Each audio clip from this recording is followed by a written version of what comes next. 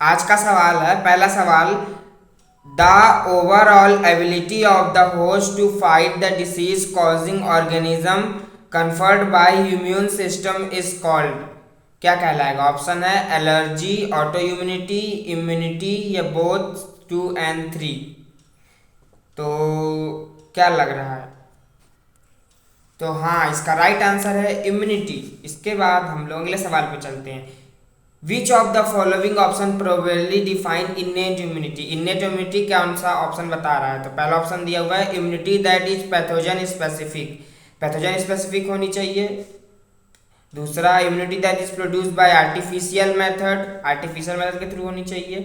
तीसरा है immunity that is non specific for pathogen. और चौथा ऑप्शन है immunity that is specific but present at the time of birth. तो इसका राइट आंसर है immunity that is non specific for pathogen, pathogen specific नहीं होनी चाहिए।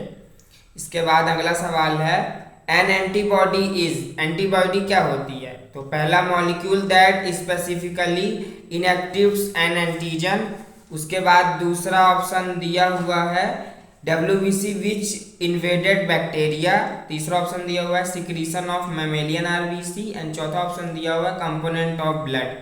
तो इसका राइट आंसर है molecules that specifically inactivate an antigen. उसके बाद अगला सवाल है the term immunity refers to. Immunity term क्या रेफर्स करता है? तो पहला ऑप्शन है mutualism between host and parasite. तो सेकंड ऑप्शन है ability of the host to fight the disease causing organism. Third ability of the parasite to survive within a host और a fatal disease. तो fourth option है। तो immunity जो बताता है वो ये है कि ability to of the host to fight the disease causing organism. उसके बाद इनेट इम्यूनिटी इजा।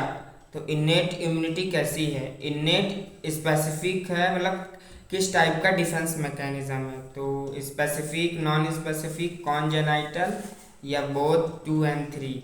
तो इसका आंसर है नॉन स्पेसिफिक भी होती है इनेट इम्यूनिटी और कॉन्जेनाइटल होती है।